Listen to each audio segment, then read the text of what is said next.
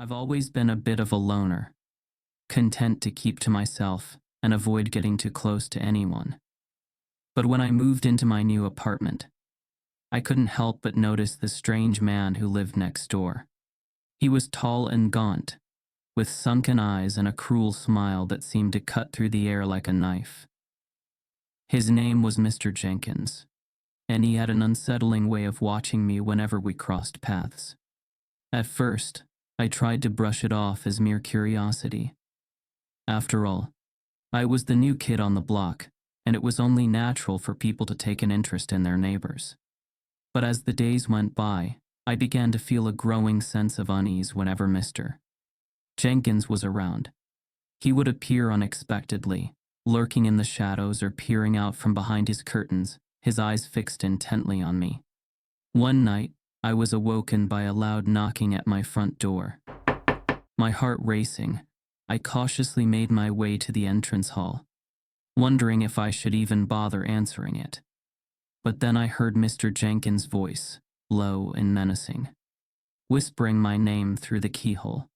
"Come on, kid," he said. "I know you're in there. Open up." My hand trembled as I turned the lock and pulled open the door. Mr. Jenkins stood before me, a sly grin spreading across his face. "What do you want?" I demanded, trying to hide my fear. "Oh, just wanted to introduce myself properly," he replied, holding out a plate of freshly baked cookies. I figured we could get to know each other a little better. I hesitated for a moment, unsure if I should accept his offer. But something about him didn't seem quite right, and I found myself declining his invitation.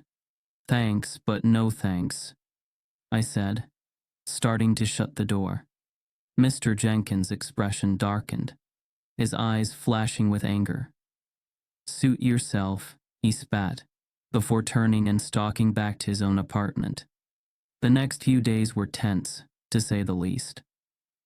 Every time I left my apartment, I felt like I was being watched, and I caught glimpses of Mr. Jenkins lurking in the corners of my vision. I started to feel trapped, like I was living under a microscope. And then, one fateful evening, everything changed. I was home alone, typing away on my computer, when I heard a faint scratching noise coming from outside my window.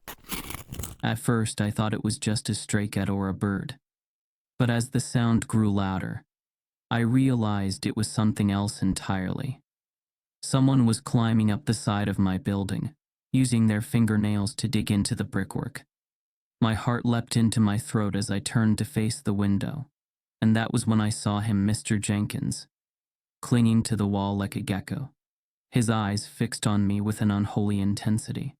I froze, unable to move or speak, as he continued to climb higher and higher, his fingers leaving bloody smudges on the concrete. And then, just as suddenly as he had appeared, he dropped down onto the fire escape, landing gracefully on his feet. For a moment, we simply stared at each other, our breathing heavy and ragged. And then, without warning, Mr. Jenkins lunged forward, grabbing me by the wrist and pulling me towards him. "You shouldn't have rejected my cookies," he snarled, his hot breath burning against my ear. "Now you'll have to pay the price." I struggled against his grasp, but he was too strong, too powerful. He dragged me deeper into my apartment, his grip tightening until I feared my bones might snap. And then, just as all hope seemed lost, I remembered the emergency phone number taped to my fridge. With a surge of adrenaline, I twisted my arm free and grabbed the receiver, dialing 911 with shaking fingers. The operator picked up almost immediately, and I blurted out my address and situation as best I could. It seemed like an eternity before the police arrived, sirens blaring and guns drawn. As the door burst open, Mr. Jenkins's grip loosened, and I stumbled backward, gasping for breath. The police officers stormed in, their eyes scanning the room for any sign of danger. Mr. Jenkins's glared at them defiantly, but there was a flicker of fear in his eyes as he realized he was outnumbered. "Hands where we can see them now," one of the officers commanded, his voice stern and authoritative. Reluctantly, Mr. Jenkins raised his hands, his face contorted with rage and frustration. "You can't prove anything," he spat. "I was just trying to be neighborly." But the officers weren't buying it. They quickly handcuffed him and dreed him his rights, escorting him out of the apartment with a sense of purpose and determination. As the adrenaline began to fade, I sank to the floor, feeling a wave of relief wash over me. I couldn't believe I had narrowly escaped such a dangerous situation, and I shuddered to think what might have happened if I hadn't acted quickly. In the days that followed, I learned more about Mr. Jenkins's troubled past, a history of violence and instability that had gone unchecked for far too long. It was a sobering reminder that danger could lurk behind even the most innocuous facades, and that it was always important to trust your instincts and seek help when needed. Slowly but surely, I began to rebuild my sense of security, surrounding myself with friends and loved ones who offered support and protection. And though I still bore the emotional scars of my encounter with Mr. Jenkins's, I refused to let fear dictate my life. And so, with each passing day, I moved forward, determined to leave the darkness of that night behind me and embrace the light of a brighter, safer tomorrow.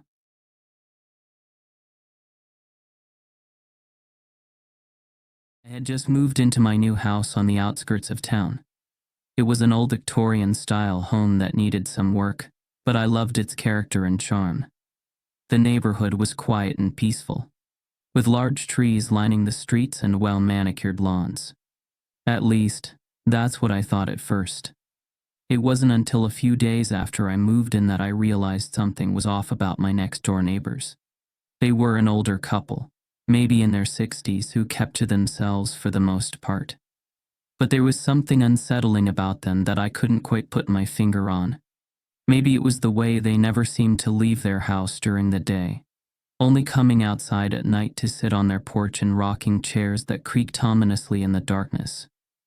Or perhaps it was the strange noises that emanated from their home late at night, muffled screams, thumps, thumps, and bangs that sounded like someone was being hurt. I tried to ignore these things and tell myself I was just being paranoid. After all, I didn't know my neighbors very well yet.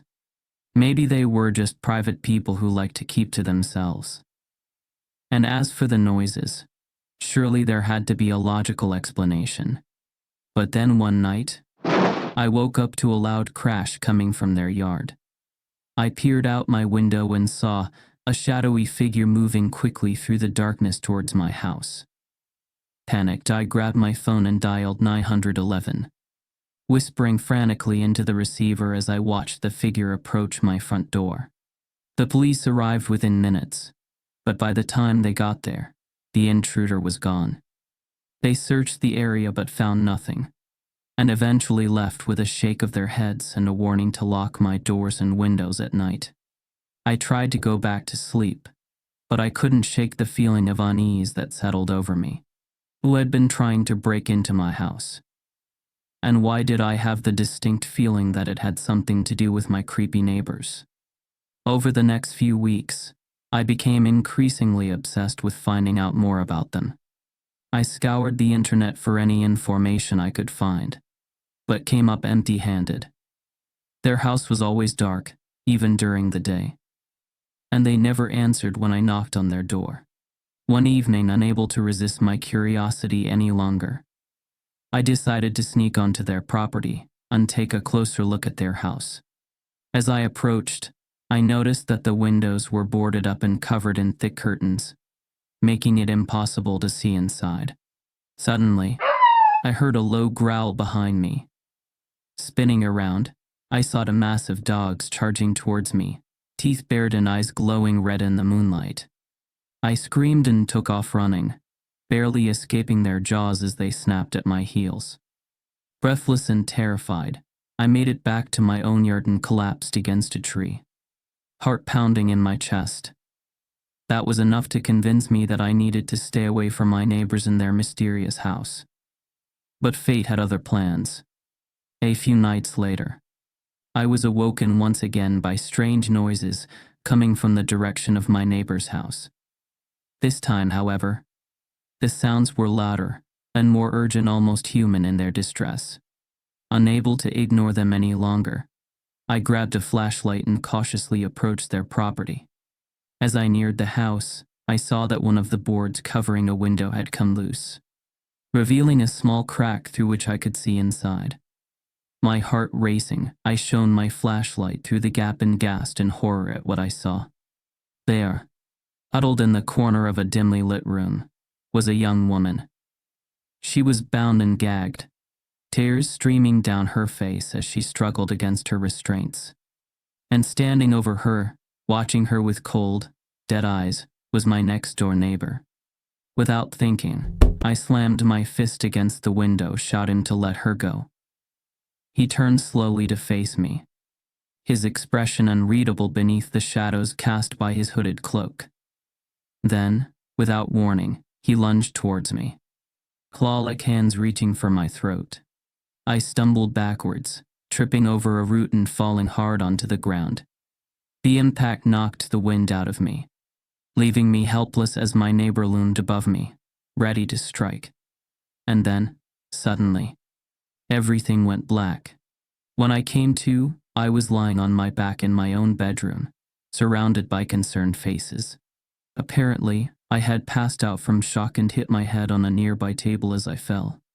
What happened? I asked weakly, still dazed from the sudden turn of events. My friends exchanged worried glances before one of them spoke up. You don't remember anything. I shook my head, wincing as pain shot through my skull. No, I don't. The last thing I remember is seeing that woman in my neighbor's house. They looked at each other nervously before turning back to me. That's because it wasn't your imagination. One of them said gently. We believe you. We called the police, and they found a young woman tied up in your neighbor's basement. She's safe now, thanks to you. Tears filled my eyes as relief washed over me. I had been right all along. My neighbors were dangerous, violent people who needed to be stopped. But despite this victory, I knew that I would never forget the terror I felt that night. The sight of my neighbor's cold, dead eyes would haunt me for years to come. And every time I hear a creaking floorboard or a muffled sound in the darkness, I can't help but wonder if somewhere, deep down, the evil that once dwelled next door still lingers, waiting for its chance to strike again. For a long time, I was afraid of what would happen next. And whenever I heard a creaking floorboard or a tiny sound in the dark, I wondered if my former neighbors were still out there somewhere, waiting for their next chance to attack.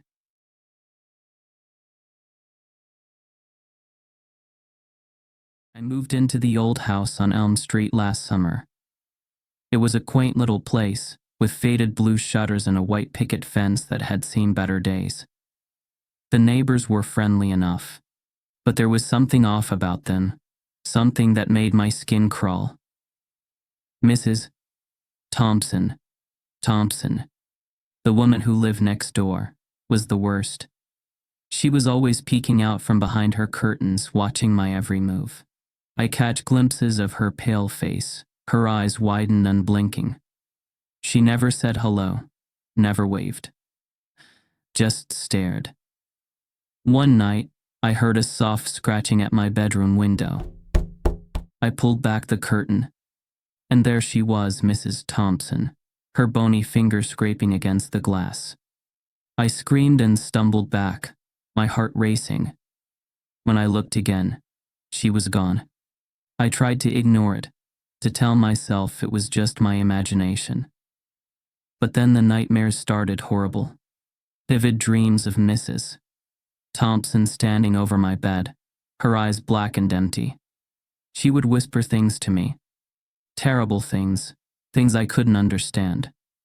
I tried to shake off the feeling of unease that had settled in my mind, but it seemed impossible. Every time I closed my eyes, I saw Mrs. Thompson's gaunt face looming over me. I began to feel trapped in my own home. afraid to sleep or even leave my room. One evening, as the sun set and the sky turned pinkish orange, I decided to take matters into my own hands.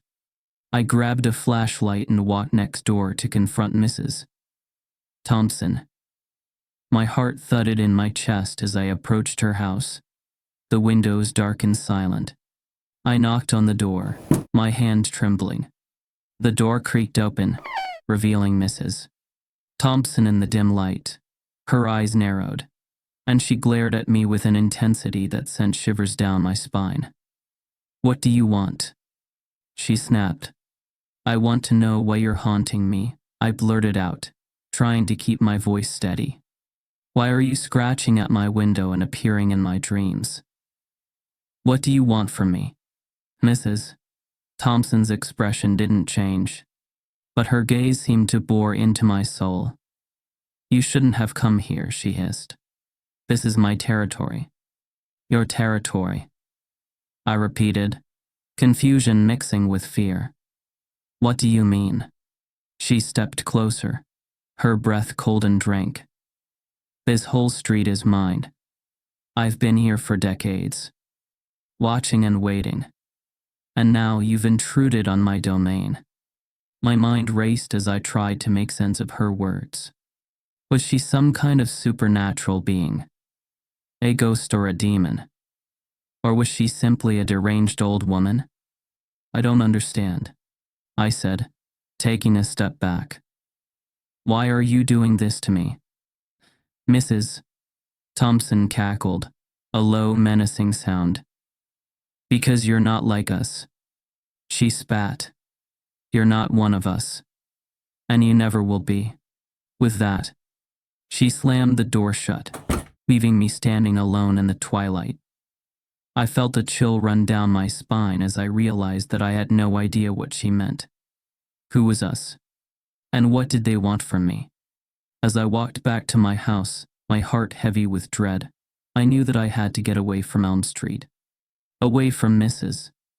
Thompson and whatever strange power she held over the neighborhood. But as I packed my bags and prepared to leave, I couldn't shake the feeling that I was being watched. That Mrs. Thompson was still out there, waiting for me, waiting for the perfect moment to strike. I tried to push the thoughts out of my mind and focus on preparing for my departure. But every time I thought I had finally escaped the eerie atmosphere, something would happen to pull me back in.